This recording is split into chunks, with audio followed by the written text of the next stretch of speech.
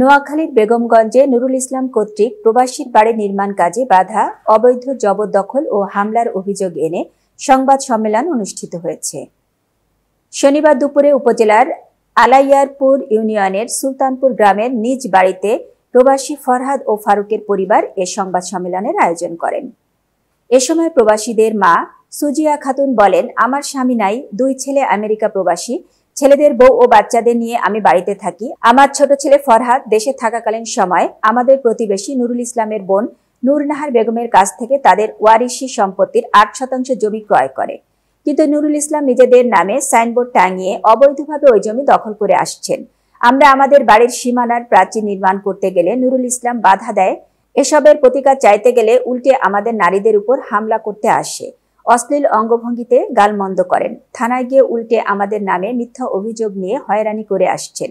যে কোনো মুহূর্তে আমাদের বাড়িতে বড় ধরনের হামলা ভাঙচুর করবে বলে প্রকাশ্যে হুমকি দেন।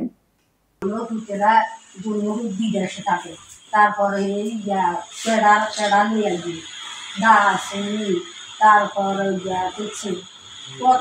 আমরা কোনো কথাবার্তা করি না, হে আমরা অত্যাচার করি, হে পুলিশ ইয়ে করছে, পুলিশকে আমরা কোনো বিচার দিতাম।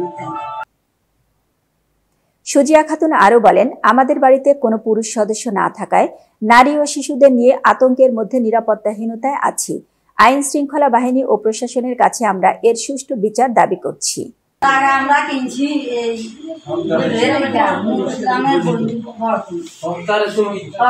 কিনছি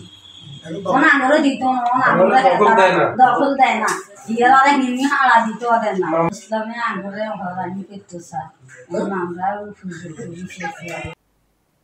অভিযোগের বিষয়ে জানতে চাইলে নুরুল ইসলাম বলেন, এ বিষয়ে আমিও বেগমগঞ্জ থানায় একটি অভিযোগ দায়ের করেছি। তদন্ত কর্মকর্তা এসআই বখতিয়ার আলম আমাদের বিষয়টি সমাধান করতে পারবেন না, তাই আমি থানা থেকে আমার কাগজপত্র নিয়ে ফিরে এসেছি।